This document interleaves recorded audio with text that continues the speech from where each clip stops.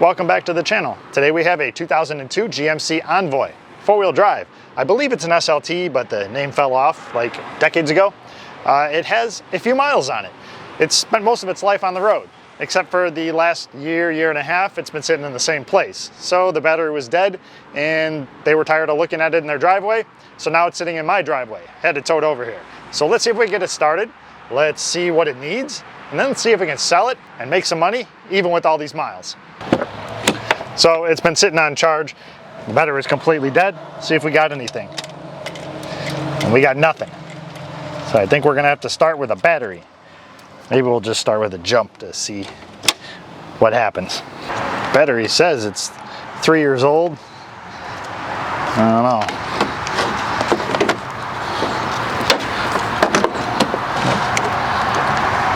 They don't make them like they used to. All right, we got juice. Let's see if it starts. A side note, a lot of these, when they were totally dead and you jump started them, the sprayers used to spray you. I don't know why this one didn't, but I'm glad it didn't. Okay, we got clicking. We got nothing. And I believe that clicking is the alarm. It has an aftermarket alarm, but I did not get the key fob for it. I saw the sirens disconnected, so maybe there's a reason it's disconnected. If we reconnect it, do we get to listen to it? That'll just tell me for sure if that's the case here.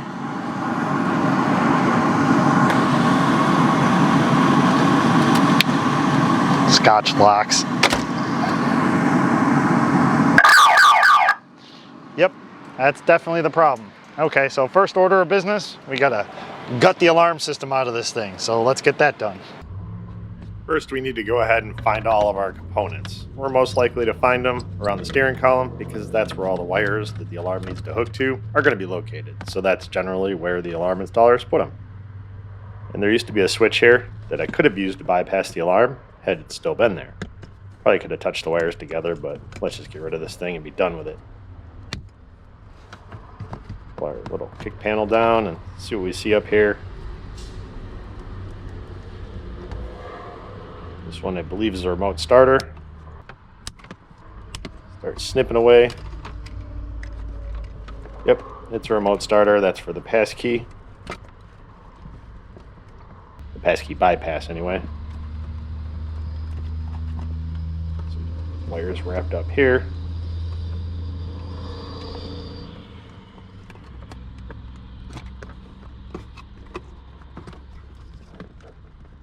Trying to figure out what's what. It is wrapped around the OEM harness, zip tied on there, taped on there, so trying to separate it without causing any damage to that harness and giving ourselves more headaches. There we go.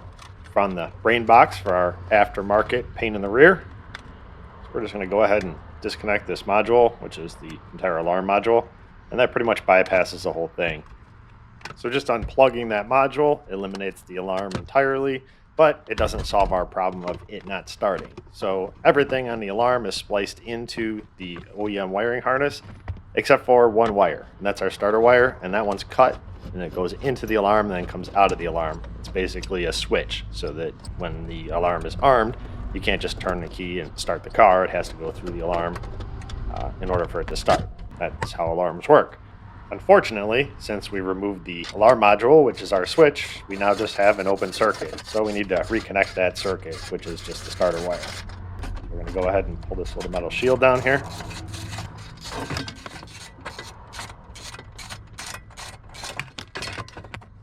Drop all the nuts. We'll find those later.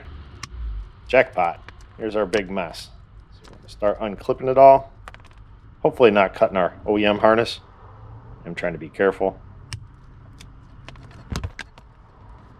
Start unwrapping some of this. And then we're going to go ahead and snip all the wires off. I'm just going to take the wiring harness out, the alarm wiring harness.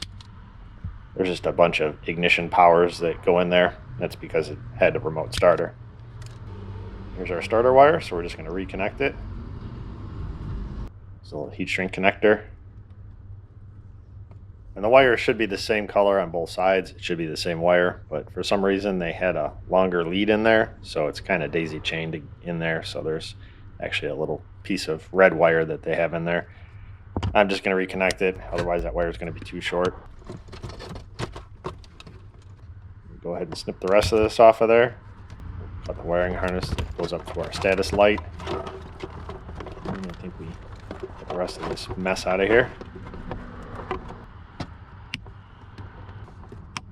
Cut the wires that go to the door locks. Ton of wire here. We can go ahead and throw our hush panel back up here, at least enough so we can get our feet in here in case we want to drive it around a little bit before we put it back together. Put our metal brace back up here. That's what keeps the dashboard from eating you in a bad accident. Cover up our handiwork and never speak of this again. Click, click, click, click. Why, yes, I did completely forget to shrink that heat shrink connector. I'm stubborn, so I refuse to take that metal piece back out and make my life easier. So we're just going to struggle. Got our little micro hair dryer in there, which I don't use for anything else at this point. We'll use it to shrink those heat shrink connectors. Actually, there's only one. And we can get right to it. And this thing won't melt any of the wires like a open flame, like a torch will, so it works out. Just takes a little bit longer. Probably been real easy had I done it when I should have. And clip our knee bolster panel back up there. And if you're wondering how I know so much about alarms, well, we've all done things in our past that we're not proud of. And I, for a brief period, was an alarm installer. I know, don't judge me. I learned I don't put that aftermarket junk on anymore. So let's put it all back together, and this is me repenting for my sins. Removing it. In the pile. So while I was tinkering around getting that alarm off of there, I did set the battery charger on high to hopefully shock that battery back to health. Nuclear, as Erica would say, or nuclear, or I gave it all the power I've got, Captain. Anyway, so hopefully it saved the battery, because I will do anything to not have to take this battery out, because, well, it's kind of a pain. They put a bracket over the top that's got bolts that are hard to get to. It used to have a cover, but I'm sure 10 battery replacements ago that disappeared. So not as hard as it could be, but I still don't want to do it. So let's see if it does anything.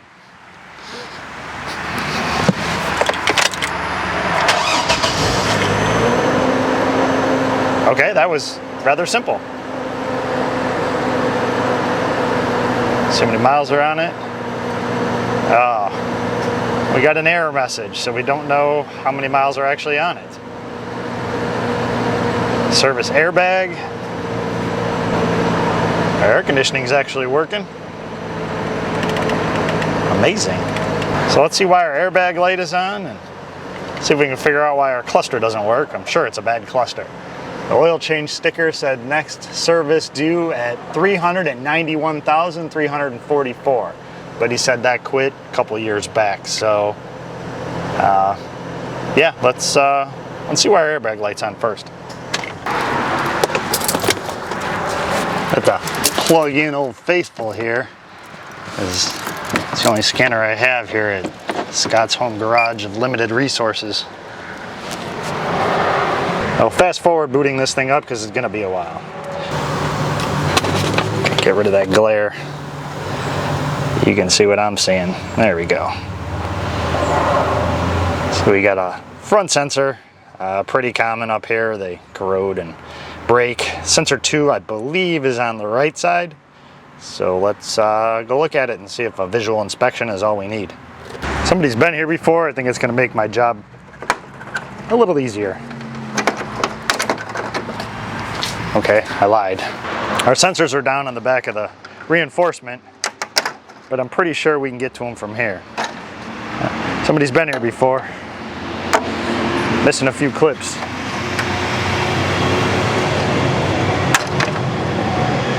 And our washer nozzles aren't plugged in. Maybe that's why I didn't spray us. Kind of appreciate that. There's one sensor here. Here's the one that is in, well, here's where the one in question should be. Sit it down there. Well, I believe we have found our problem. There's supposed to be eyelets on there, and it's supposed to be bolted on. Clearly it is not. So I think all we need is a visual inspection on this one. We'll go ahead and order one, and that should get rid of our airbag light. Now on to the cluster. Of course, we are going to have to try to get those bolts out of there. We'll save that for later when we get our new sensor, because that's going to be a struggle. Let's unplug this so I can get the numbers off of it and order one.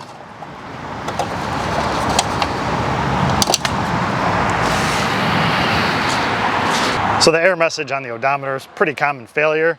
I'm just going to send the cluster out and have it repaired by our friends over at Upfix.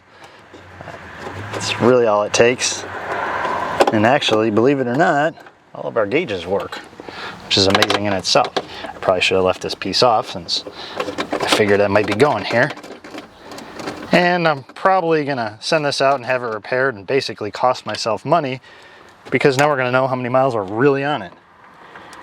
I could be one of those dishonest used car salesmen and just sell this thing and say, oh yeah, the odometer quit. It had 20,000 miles on it. But I want to sleep at night. So we're going to let the new buyer know exactly how many miles are on it.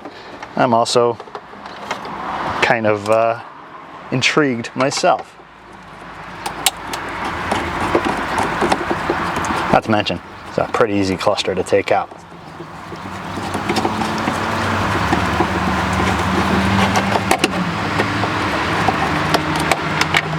Maybe, don't quote me here, might even clean this thing before I put it back in.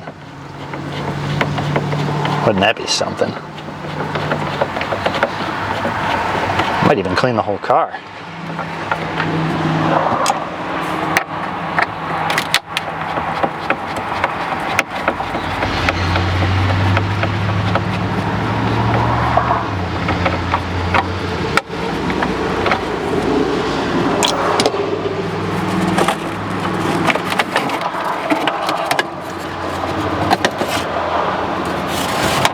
Bezels out.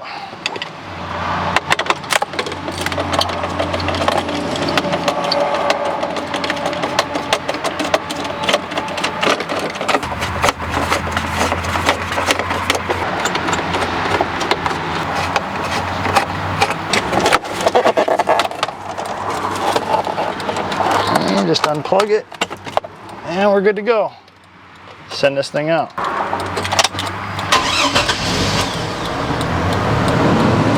And it still starts, so we can move it around until our cluster comes back. We just don't have any idea what's going on with the car. We don't care, because it's only going to move around the driveway. So we'll order the repair for our cluster. Let's just start down here. We have a GMC Envoy 02.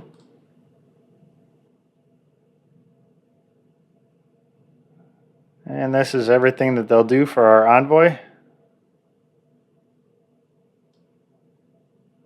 And we could adjust the miles, but I want to see how many are on it, so we're going to leave them alone. We want our cluster repair. We're not in a hurry for this thing. It can sit outside my driveway. Oh. Do we want to change? Nah, we're just going to leave it alone. Okay, so we got odometer air, and that's exactly what it is. All of our gauges actually work, for a feat of amazement. Place our order, and we can proceed to checkout. And I'll go ahead and log in here, and then it'll fill all this stuff out. I'll be able to print out my shipping label and ship it out to them, and then they will send it back to me when it's all done. So we'll head over to the VCore shipping department and try to FedEx proof our cluster here best we can. Lots of bubble wrap. Just to make sure I'm doing it right, I got the supervisor looking over my shoulder.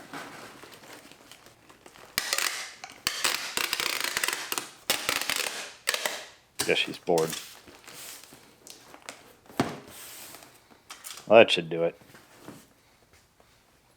Good luck, FedEx. We got our new sensor. Well, I don't know if new is the right word. It's used. It's new to the car. New sensors, aftermarket ones even, are pretty pricey.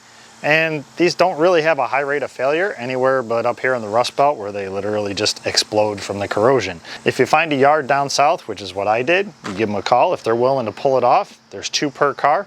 They'll send them to you pretty cheap. If you don't have a yard that you can contact that's, you know, down south somewhere, you can always try to find them on eBay. They're usually pretty cheap, and it's basically yards doing just that. These southern yards are literally throwing these away while we're up here scrounging around for anyone we can find that isn't totally destroyed, because, well, everything's rusty. So let's get it on our car.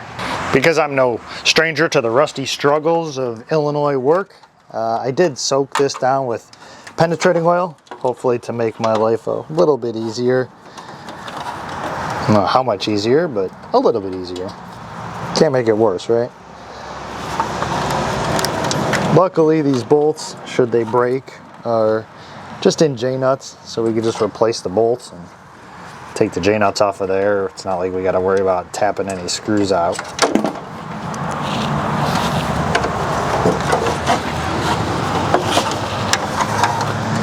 And if you really wanted to, I could sit there and remove the bumper and get to it that way.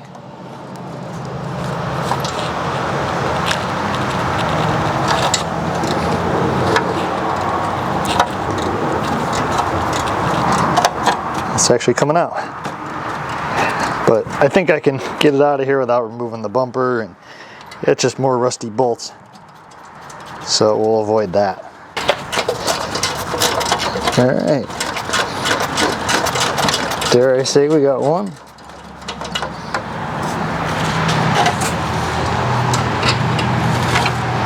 All right, there's one. See if Scott's GM Truck Emporium has leftovers, and I'll replace that with a non-rusty one. Ooh, R dot. Somebody's been here before. The owner did tell me about that. He was coming home from Chicago down I-55, and Bambi decided that it was time to leave this world, and decided that he was the person who was going to help her leave. So we got a new front end back when it was only a few years old. This one's coming right out. I guess penetrating oil works. Not even a struggle. I say that, and then now it's getting tighter. Nothing worse than it comes 3/4 of the way out and then breaks. If you're gonna break immediately.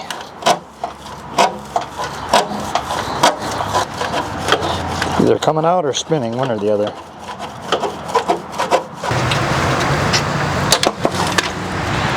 There we go. Now I gotta find my socket because it just left for Narnia. You can still see it, so.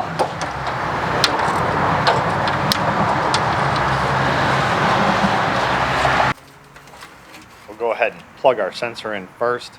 That way we don't have to try to plug it in later, and it also is like a tether, so if we drop the sensor, we'll know where to find it at the end of that harness. Not a whole lot of room in there. It's kind of like a helping hand, which is important for people like me that have no friends. I don't know how much help it is, but better than nothing. So we'll start our bolts. And yes, I am wearing gloves. We got both of our bolts started, and I can actually fit the air ratchet on the inner one, so we'll go ahead and tighten it up. The other side, we can't fit the air ratchet in there, so we got to go caveman and do it by hand. Now I'm feeling pretty optimistic, or overly confident, that we solved our problem and got a good sensor, so we're going to go ahead and throw our grill back on here before we even check to see if our airbag light is out. Pretty easy since half the clips are missing. So if we do have to take it out, it won't be a tragic loss. And I'm not even going to worry about those silly headlight washers because that was just a novelty item that GM decided to put on their vehicles. Well, just on the fancy Envoys, I guess. And we're going to go ahead and fill up our antifreeze. It was down a little bit, so we're just topping it off. And I didn't see any leaks, so we're not going to concern ourselves with where it went. I'm just going to chalk it up to its age. So when you want to open the lift gate, do you grab by the handle? No, no, no. You just grab anywhere. No need to unlock it. We trust everybody. So what I'm guessing is the little rod that opens the latch when you lift up on there and push down. It's probably got a pivot point that's, well, rusted out, kind of like the rest of the tailgate. So when you lift it up, it holds it down, and it's basically holding it as if the handle was up all the time. That's my theory. So let's take it apart and see if I'm right. And if I am, maybe we'll clean it up and see if we can get our handle working again and have a gate that latches. Because this thing bounces going down the road, and I don't like it. In order to get to our latch, we need to pull the trim off of our tailgate, which is actually pretty simple. It's just one bolt, one little plastic retainer, and a whole lot of thoughts and prayers that we don't break all of the clips that hold this thing to the tailgate. So we got our screw out of there. We're going to go ahead and give it a little wiggle and pull. We need to unclip the lower portion of the upper trim because our lower trim tucks up underneath it. We got all that off of there. And we got that one clip around the latch. So we're going to go ahead and release our glass. Yep, this thing is old school. The glass opens as well. We popped our clip out of there, and there we go. Covers off. Now we can see our latch mechanism, and then go ahead and disconnect all the rods and wires that go to it. There's rods to keep the window from opening when the gate is opening. There's electronic latches, manual latches. So basically, we got it out of there and figured out which one was locking it up. And it's this one. So we're going to go ahead and spray it with penetrating oil and work it back and forth until all of that rust and corrosion is out of those rivets and the thing moves freely. It might take a while. Could I have just gone to the junkyard and bought one to replace it? Absolutely. Would it have been in better condition? Maybe slightly, but not that much better, and it would cost me money. And the drive there cost me time. So let's just spend our time freeing this thing up. We're on a budget, people. So we did get it freed up eventually. We go ahead and stuff it back in our tailgate. And I really do mean stuff it in there.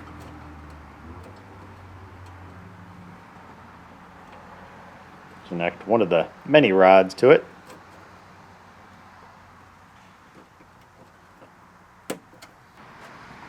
We'll go ahead and screw it into our tailgate.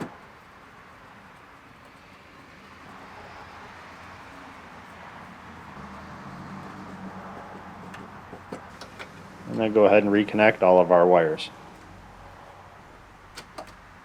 And there's one last rod at the top. Let's go ahead and clip that back in. The moment of truth. Do we waste our time or do we actually accomplish something? There we go. It latches.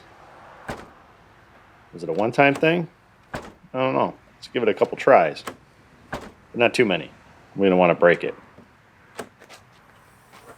That's good enough. Let's throw our cover back on here.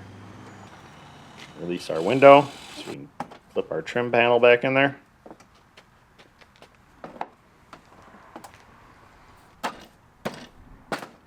As much as I enjoy working outside, filming outside doesn't work out so well. A little too much sun in this overexposed video, but at least you can see what I'm doing. Put all of our trim in there, put our screw back in. A couple more hits with our bumper installation tool.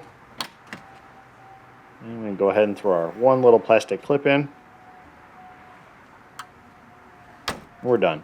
While our cluster is out being repaired, we can still do a little bit of work to get this thing all ready so when it comes back, we can throw it in and we're ready to sell it. One of the things we need to do, get it cleaned up. But you know, I'm not gonna do it because we don't do that sort of thing on this channel. So we're gonna send it out and have it cleaned. And I did say cleaned instead of detailed because of that whole law of diminishing returns. hey, look at that. Not all of my college tuition was wasted. But what that states, in a nutshell, is that any money you put into this, you're not going to get back out of it. Technically, I'm going to sell this thing for the same price if it was in this condition, or if I spend $100 on the cleaning, or $1,000 on the detail. The price is never going to change because of the mileage and the year and the condition. So we're going to basically not increase the value, just increase the marketability. We're going to compete against those people that, well, put theirs up for sale just like this. Ours a little bit cleaner. Somebody's going to go ahead and say, I want that one. It was taken care of. But before we send it out, we're going to go ahead, I'm going to share with you one of my favorite automotive culinary delights. Now, if you've been on this channel a while, you may already have the recipe for console stew, but if you don't, I'm going to share it with you now. Now, this is only a single serving or a snack size console. They do get larger, so if you're cooking for a bigger group, you might want to get a bigger console. There's a few main staples you need for every console stew. Soda pop, coffee, candy, sugary substances of that type. Usually sunflower seeds make a good one, but you can add whatever you want. This one seems to have nail clippings in it, so that's extra delicious.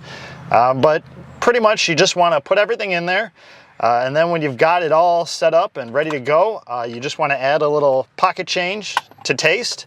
So once you have all your ingredients in the console, you just want to add your locally sourced, farm-raised, vegan, organic, non-GMO, glacial spring water, I think is what this is. And you just top it off there. We're just going to let this marinate for a little while.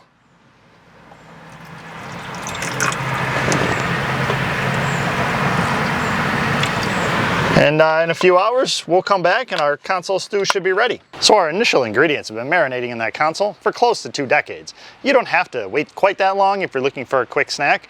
A couple months is really all you need, but the longer you wait, the more that you bring out that flavor from the dried coffee and the soda pop. So you want to let it sit as long as possible. Now we're just going to let it sit here and bake. It's pretty warm out, so at about 150 degrees for a couple hours, and then we'll take it over to the detail guys, and that'll be their tip, little snack for them. Just to give you a little idea of what the detail guys are doing to earn their snack.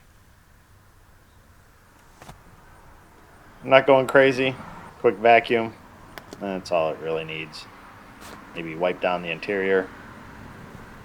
Mmm, yummy. So delicious.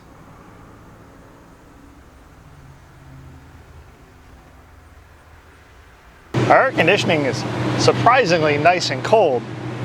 The problem is it's not cold where we want it. It only comes out of the defrost and a little bit out of the floor, which is its default. So we're gonna see if we can make it come out the dash where we want it to go, because air conditioning's no good if it's just cold in the windshield. So the actuator that we want is way up there, probably the hardest one to see, but actually probably the easiest one to actually get out of there. So I'm gonna go dig up there. There's not much you can really see, and I had to take these covers back down again for the second time. Probably should have just left them out of there. There's a vent down here that I put back in that wasn't in, and I should have apparently left it out. I win. Got some nice cold air down here where we don't need it. Sensor in that vent.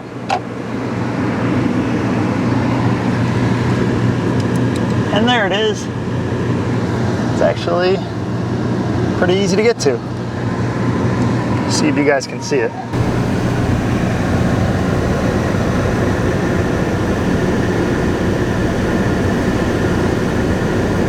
Lots of room up there.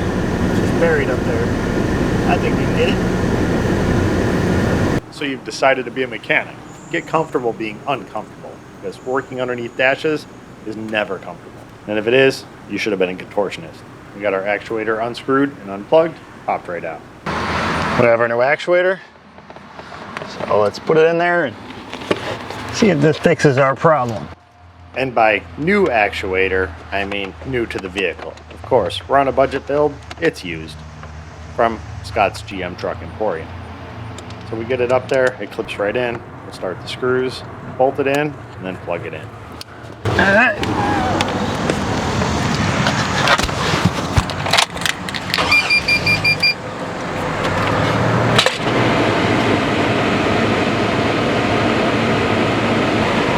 There we go. See the wind blowing through my hair if I had any. All right, in the pile. Our Envoy is back from the detail shop. They didn't clean any of the stains out. They basically just gave it a quick vacuum, quick wipe down, a little bit of a wash, nothing fancy, just to make it look a little bit cleaner, like it was taken care of. Unfortunately, our cleaning came with some complications. So when they tried to open the door, they broke this door handle. See, clean freaks, this is why I don't clean things. Because now I have more work. So we got to figure out what's wrong with our handle. To hold it in place, it works. So let's pull our door panel off of here and see what's going on in there. Or not going on in there. There's a little tray at the bottom of this grab handle. And there's a couple hidden screws underneath it. Pull those out of there and a little wiggle and pull. And our door panel is off. We don't need to disconnect those wires right now. We just want to take a peek inside. And I think I found the problem. So we're going to go ahead and disconnect the handle and pull it out of there. Notice I didn't say unbolt it, because that's our problem. There's supposed to be a metal bracket there. And I'm right now flaking it off with my fingers.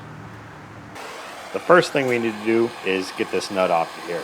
Now, GM put about 6 pounds of Loctite on this thing, so it was already stuck to begin with a little bit of corrosion in there. There's no chance that thing is coming off of there. So we're going to go ahead and heat it up and give ourselves a fighting chance. Broke free. It's starting to come off. Things are looking good. However, it started to tighten back up. And I don't want to break it, so we're going to work it back and forth. And tighten it and loosen it and tighten it and loosen it. Until we feel pretty confident that we can get it off of there. And hey, that's hot.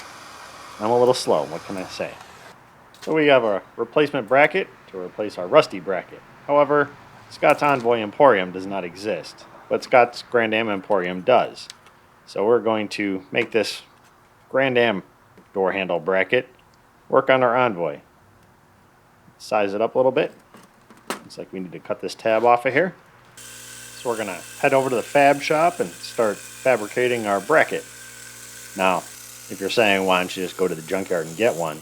Chances are they're going to be just as rusty, and it's going to take me as much time to drive to that junkyard as it will to make this bracket. And I have plenty of these.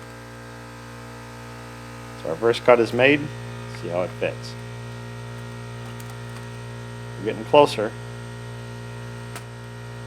A little bit longer. We need to cut the bottom of this bracket off of here.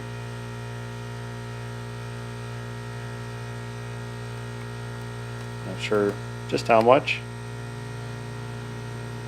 Maybe about that much. We'll cut it once. If we don't cut enough, we'll cut some more. If we cut too much, well, then we'll just get a new bracket.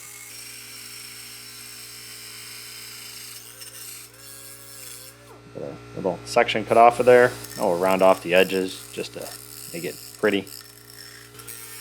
Sometime in the future, somebody's going to take this door apart and say, somebody's been here before.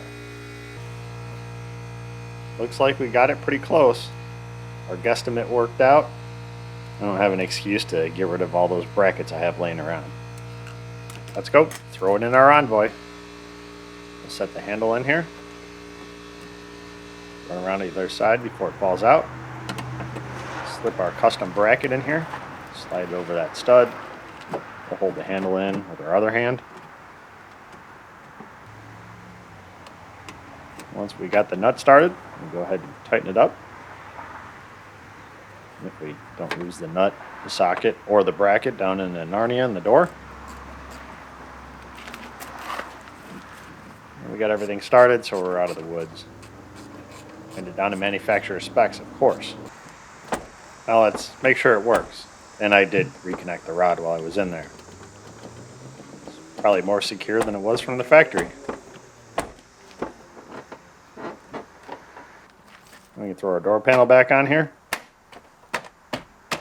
I did completely take it off so that I could close the door.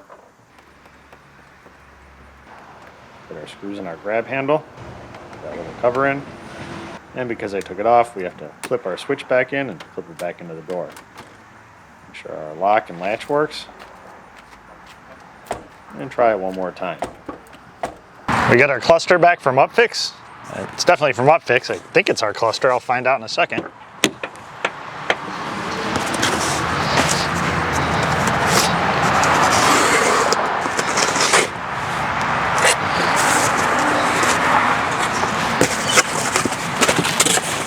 They always do such a nice job packaging this. So much better than mine. Yep, it's cluster. Instructions? Yeah, we don't need those. All right, let's plug this bad boy in and see once and for all what the mileage is.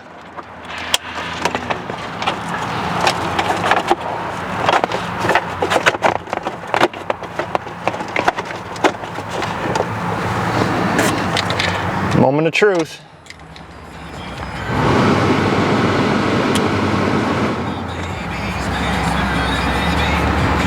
$393,617 miles. Guess that makes sense. Has been sitting for a couple of years. It's due for an oil change. Well, it's halfway due for an oil change, so yeah, the mileage checks out. Not that it really matters. With that many miles on it, and would it matter if it was off by 10,000? I don't think so. Of course, if it was off by 10,000, it'd be over 400, which would be kind of cool. I'd like to see it make it there. Now I just got to throw it back together. Throw the 4 bolts in the corners of our cluster. Go ahead and throw the bezel on here.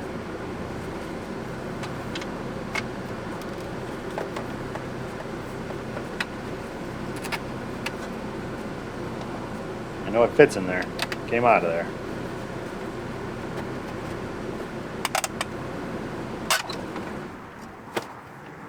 Make sure it's clipped in. Go ahead and throw the screws in the top.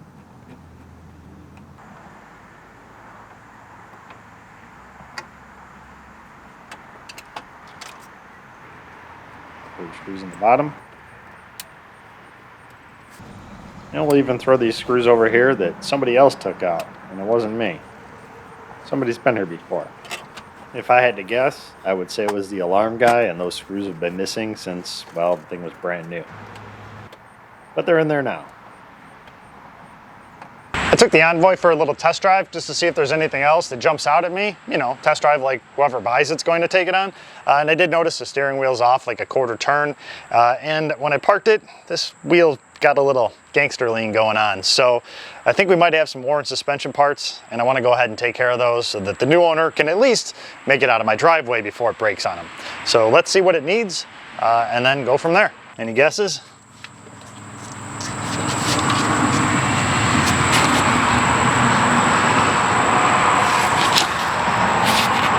No, definitely have a bad ball joint. The boot's torn off and it's loose. And we also have some play in the upper control arm and the bushings. So it looks like a upper ball joint and an upper control arm on this side. Let's go check the other side. All right, what do we got here? Ooh.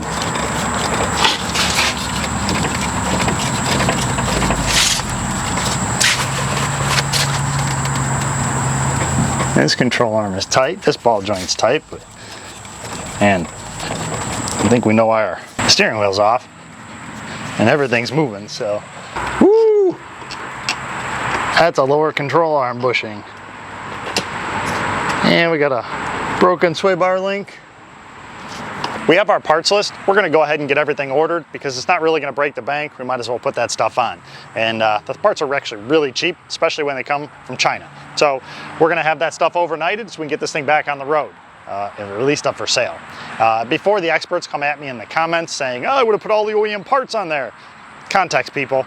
400,000 miles, 22 years old, how much longer do you think this thing's gonna be on the road? Trust me, the cheap parts are gonna last just as long as the good parts. Actually, the good parts might last longer, but they'll be in the same place, in the junkyard. So let's just throw the cheap stuff on, keep the cost down, and make our profits a little higher and still have a reliable car for the next owner. Because had the next owner put these parts on, they were gonna put the same ones on that I'm putting on. I'm just saving them the headache of it breaking and the labor to put it on. So when those parts come in, I will see you then and we will put them on. 6.5 hours later. How did you get those parts so fast? Well, you know, all those unidentified drones flying over the United States, those are just delivering my parts. No cause for alarm. We'll pull our tires off of here. The center caps are long gone. This truck made a few trips to the city and, well, didn't come back with its center caps. What can I say? We did get some new tires though, so that saves us a little money. I'm going to go ahead and unbolt our upper ball joint.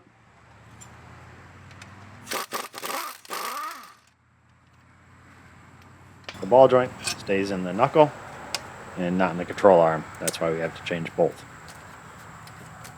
Pull our ABS wire out of there. Do that upper control arm, a little tap, tap, tap-a-roo.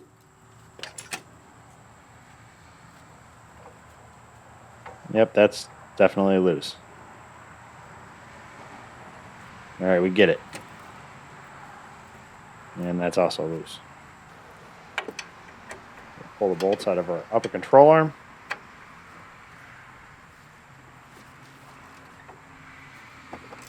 And there's not a lot of room between the frame and the apron here. So we're going to use our ratcheting wrench to loosen up this bolt. And we're going to learn a valuable lesson I've learned many, many times. If you go too far, you can't get your wrench out of there. So we're going to get our pry bar and pry our wrench out of there. Because it's the only way. This wrench is pretty old, back when ratcheting wrenches first came out, so it doesn't have a reverse on it.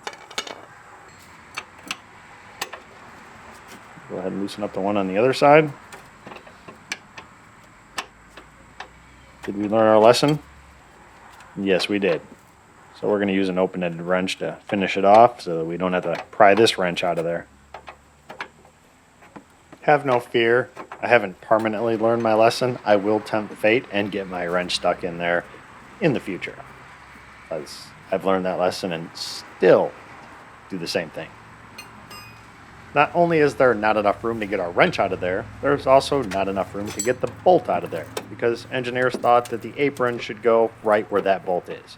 And I know the engineers are going to blame it on accounting because, well, their budget was cut. Yeah, they could have moved that metal over at zero cost, but I moved it, so we're good. Take that, engineers.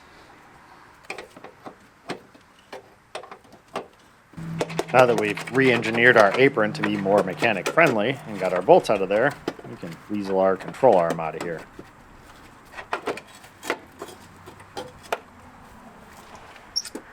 I win.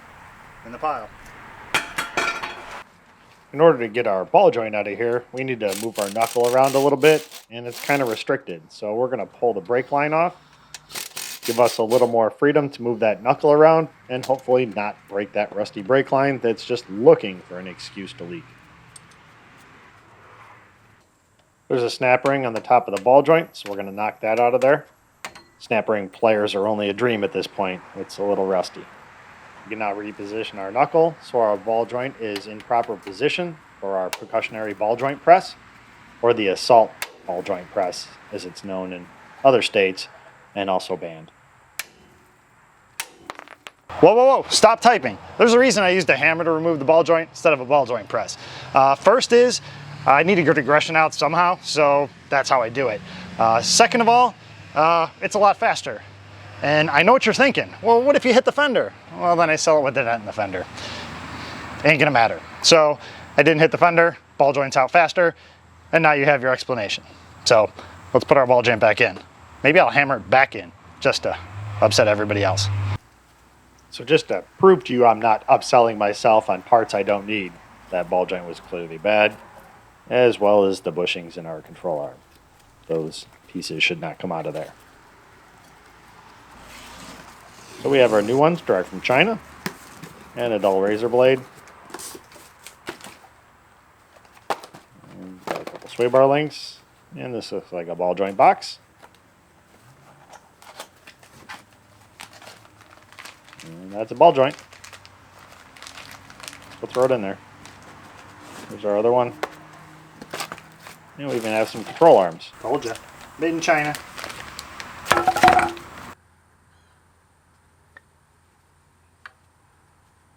He wasn't kidding. He really is going to put the ball joint in with a hammer. I'm at least going to set it in place. That way I have an extra hand. Now we'll actually use our ball joint press.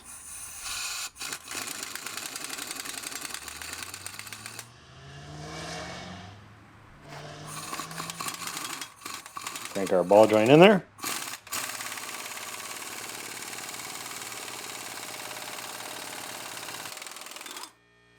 And once it's in, you can go ahead and release our clamp, or our press, whatever you want to call it. Put our snap ring on there. We got a brand new snap ring, so we can actually use our snap ring pliers.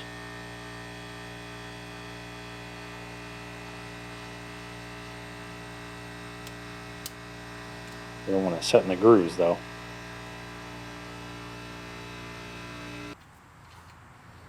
We'll put our grease fitting on the bottom.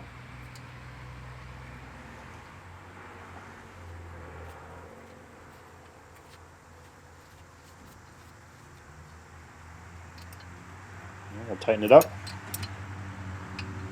And I was always taught, I don't know that it matters, but I still follow it to this day, that the grease fitting should always point to the back. So, it made sense to me. They explained that, well, it's less likely to get debris in it if it's facing backwards. And it made sense. So, if it doesn't matter, well, I do it anyway. And if it does matter, well, I'm there for it. I'm going to go ahead and throw our control arm in here. Look at all that room for activities now that we fixed what the engineers couldn't. Put our bolt in the back. Get that started.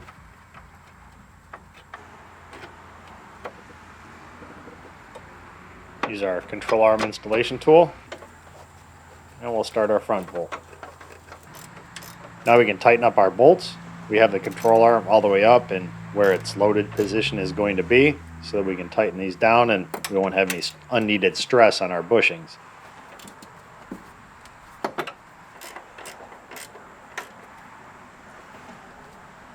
Putting those down at manufacturer specs. Now we can put our ball joint and our control arm together.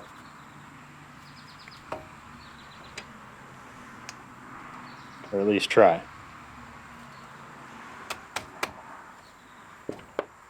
Recalculating. So you can always put a pry bar in there and have a friend lean on the pry bar and get that ball joint lined up in the control arm. However, personally, I prefer ratchet straps to people, so we're going to use the ratchet strap to tie our control arm down to our jack stand, and we're going to pull it down. We'll tap it in, tighten it up a little bit more.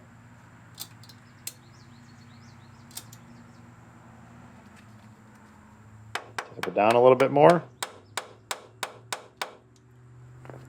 And we'll put our bolt in there. Here's where a little too effective. I'm going to go back up.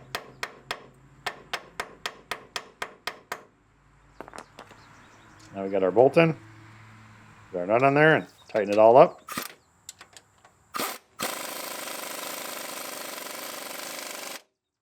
Tighten it down to 6 Ugga-Duggas, which is manufacturer specs, and release our ratchet strap friend here.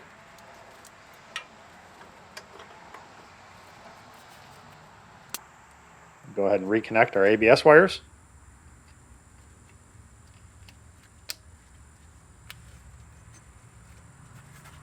Now we can turn the wheels so we can get our brake hose bolted back on there. Give ourselves a little more room.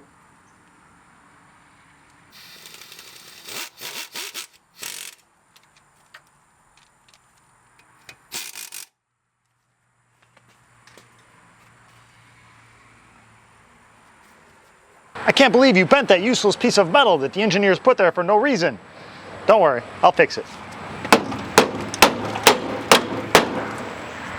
right there in the way, just like the engineers intended. So I'm going to go ahead and change the ball joint and control arm on this side.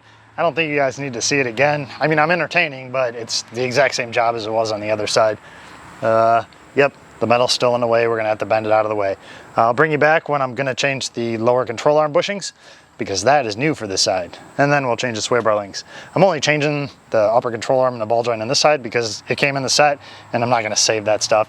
It's cheap enough that if I need to do another one, I'll just do them all again. So we'll throw it in, and they get lots of new parts in the front end. So I'll get that in. See you in a minute for the bottom. Okay, so I lied. I am going to show you this. Besides, if I don't show you it, I know the internet has trust issues and they will claim I didn't change these parts. So we're going to go ahead and show you what I did. First, we pulled off the snap ring, pulled out our bolt on the top, disconnect our ABS wires and knock our bolt out of there, and then knock our control arm up, and bolt our brake hose. This one is not nearly as loose as the other side. Use our percussionary ball joint press. Took an extra hit on this side. And we'll go ahead and unbolt our upper control arm. Don't get that wrench stuck in there. I hear that's an issue.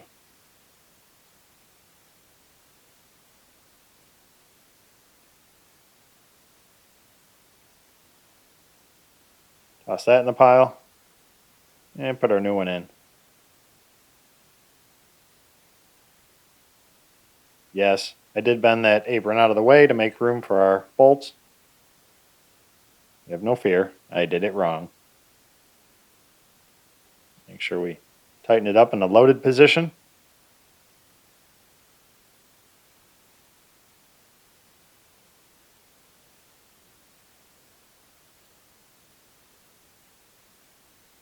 Tighten up this side. Click. And we'll press our ball joint in there. Throw our snap ring on.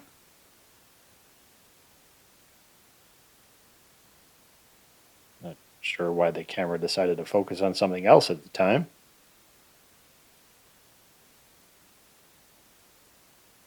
Tap it down into place. We'll put our grease fitting on there. Set it to the proper timing. Used our little orange friend to hold our control arm down so we can put our bolt in here. And tighten that down to manufacturer specs.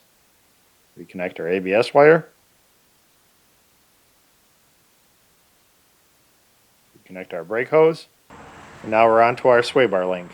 We're going to get what's left of this one out of here. Clamp our vice grips on there. Spin it out of there. That's the broken part. Clamp on the top piece. Do the same thing. And that's good. Now we're going to change our lower control arm bushings. And it appears that the engineers were DUI during this project. That's designing under the influence, because everything is kind of backwards. Instead of having the bushings in the control arm, it's a bracket with some bushings on it that the control arm bolts to. So we just have to pull the bolts out of it, and our control arm is basically just C-shaped that goes over the bushings. And of course this bolt is seized into our bushing. So we're going to need a little help to get that out of there. Tried tapping it out, not going. And our whole bushing is spinning, not just the bolt. In addition to the silly lower control arm bushings, the ball joint also is normally in the control arm for the upper. For some reason they decided to put it in the knuckle. I don't know why. So we had to enlist our favorite tool with a little punch at the end to just pound out the bolt. Working pretty good. Hopefully I don't mess up the threads. I don't know that I have an extra one of these in my emporium.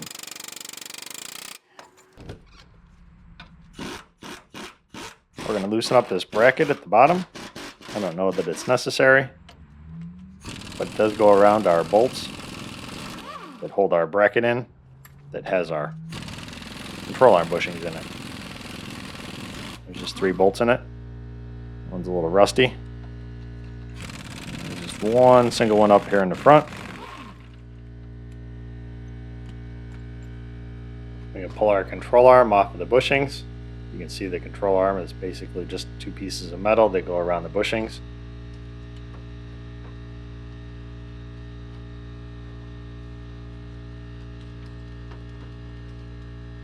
Hopefully there's enough give in that drive axle that we can get this out of here.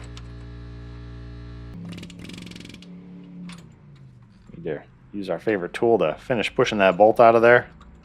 Now I'm just pushing on the head of the bolt.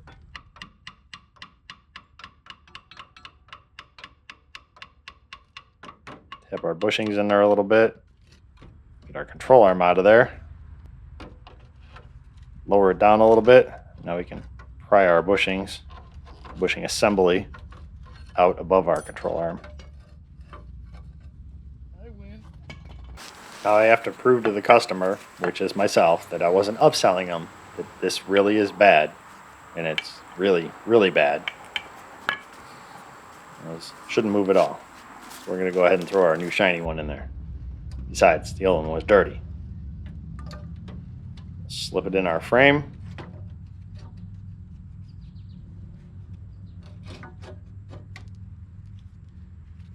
Put our ball joint press to use, also our lower control arm bracket installation tool.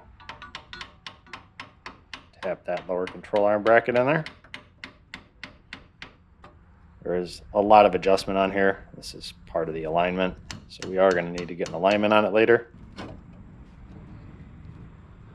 Unless everything lines up and goes down the road straight, then we might just leave it. And slip our bolts in our lower control arm. Put the nut on there before we end up knocking them out of there. We can go ahead and bolt our bracket in. At least try.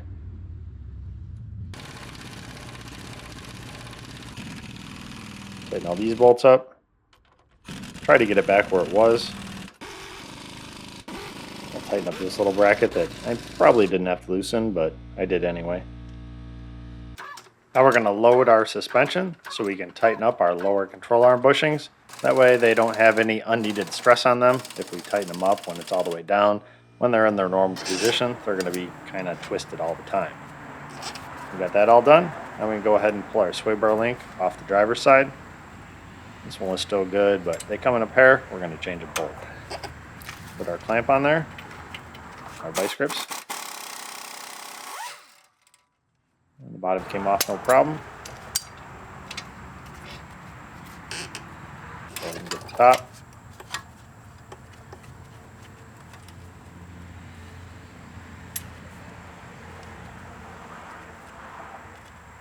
Put our vice grips on. And spin the nut off. And there's always one. So the vice grip started spinning.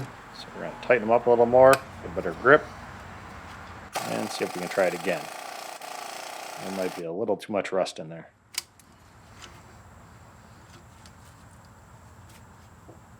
It started spinning again, so we're going to tighten up the vice grips one more time.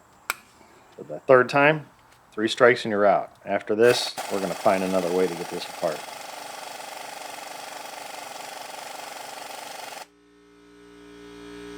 No luck. It's still spinning. We're going to pull our vice grips out of there. Luckily, we loosened it up enough. We have some room in there. We can go ahead and get our die grinder in there, and we're just going to cut the end of this off.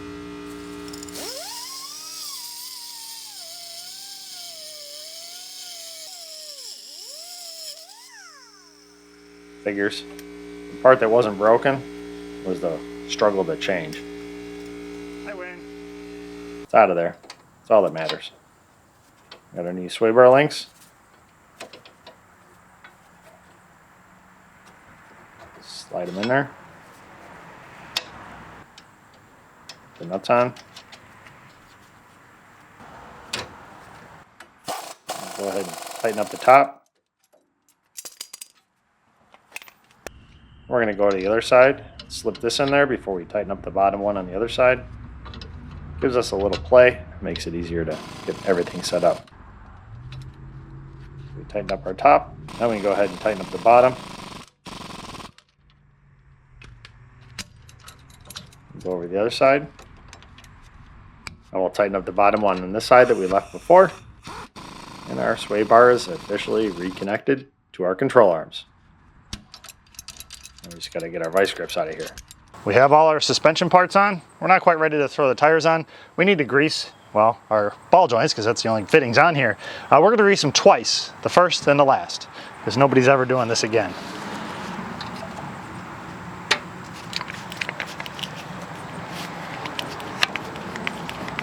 And I wait to do this until I'm all done, because, well, I don't want grease dripping all over me.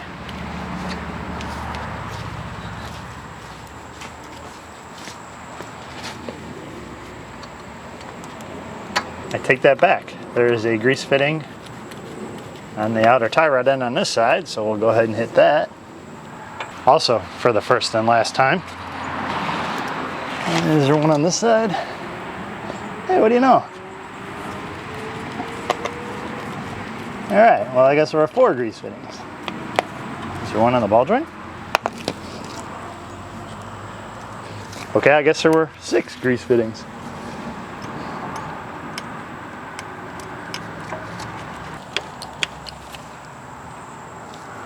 All right, that should keep it greased all the way to the junkyard. Now it's time to see if our struggle was really worth it. No wobbly wheel on this side. So far, so good. And this side is the same way. All right, I feel confident taking it down the road. And there's our pile of parts. Everything we changed on the front of this thing. With all the shiny new suspension parts that we put on this thing, you know, for that whole safety issue and stuff, I kind of blew the budget that I had. And I don't really have any extra money to go ahead and do the oil change. And I don't want to skip out on the oil change, so I did a little creative accounting using YouTube math to come up with some money in the budget. And the math goes, 15 bucks for some cheap oil, $4 for an oil filter, and the ability to upset all the experts on the internet that hate both of them, priceless. So let's put our cheap oil and our Fram filter in here and upset some people. Once upon a time, 200 oil changes ago, there was a little trap door here to access the oil filter and the oil plug, but that's long gone. So now this is the quick pit stop NASCAR edition. And that oil is definitely due. Waiting for that to drain, we'll pull our filter out of there. Get our torque rag. That should loosen it up. Reposition our drain pan so we don't have the Exxon Valdez in our driveway.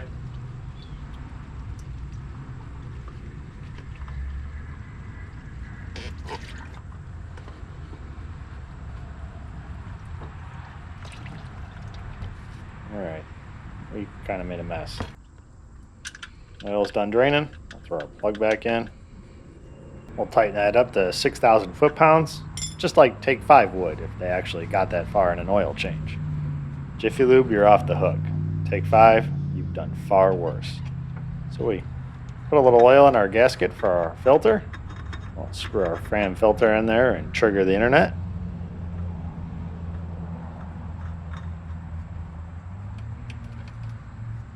Crank that down.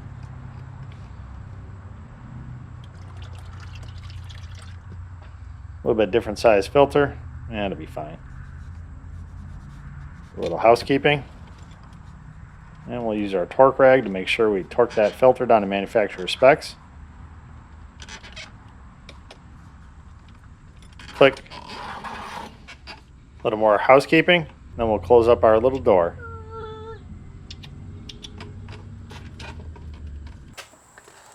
Pull our oil cap off of there, and we'll throw a funnel in there. Yeah, that's right, internet. I got funnel money now. I'm doing pretty good. Of course, we're going to throw our cheap oil in there just to trigger the internet. But it takes more than 5 quarts. Sorry, wasn't in the budget. But we did have a random quart of oil just laying around, so we'll go ahead and top that off. It's good oil, so I guess that evens out for the other 5 quarts of cheap oil, right? I don't know, whatever. To reset our oil light, which on this bad boy is pretty simple. Oil life, was at 41%. Hold the reset button. 100%, good to go. Moment of panic there. Thought we had a problem with our actuator. We had no flow out of the vents, but I realize now that it was on toast. I need it on bacon. I guess that's it. We've replaced everything we need to replace to sell this. And sure, we could probably replace a whole lot of other stuff, but we're not going to get our money back. And it's still going to be a decent, reliable vehicle for the price I'm going to list it at. So let's come back in a few seconds for you guys. Who knows how long for me. And I'll give you all the numbers, how long it took me to sell it, and how much I made, how much I put in it, how much I ended up selling it for. So see you in a couple seconds. In addition to all the parts that we put on so that we could go ahead and sell this thing, it had a bunch of stuff that was put on just before he parked it about a year and a half ago. Brand new set of tires, brand new brake pads and rotors all the way around. And actually the caliper and brake hose on the left rear was brand new because the incompetent shop that put the brakes on forgot to tighten up the caliper bolts. So when the owner was driving down the expressway and hit the brakes, it sheared those bolts off and the caliper kind of went around the wheel and ripped the brake hose off. Would have tore off the backing plate had the backing plate not rusted off probably 10 years earlier. So don't worry, you don't have to worry about that shop anymore. It burned down. This car, I have a lot of the history on it because this is the original owner. He bought this thing with 5 miles on it back in 2002. So he was able to give me the whole story on it. I actually have a whole lot of other stories on it, but don't pertain to the rest of this sale. So now the question that you guys all have, how much did you make? How long did it take to sell this thing? So it took me a little while to sell it, about 3 months. And that's because I put a high price on it and the miles scared away a lot of people. So I wanted to kind of see what the market was. I've never sold a vehicle with this many miles on it, so this was kind of a learning experience for me.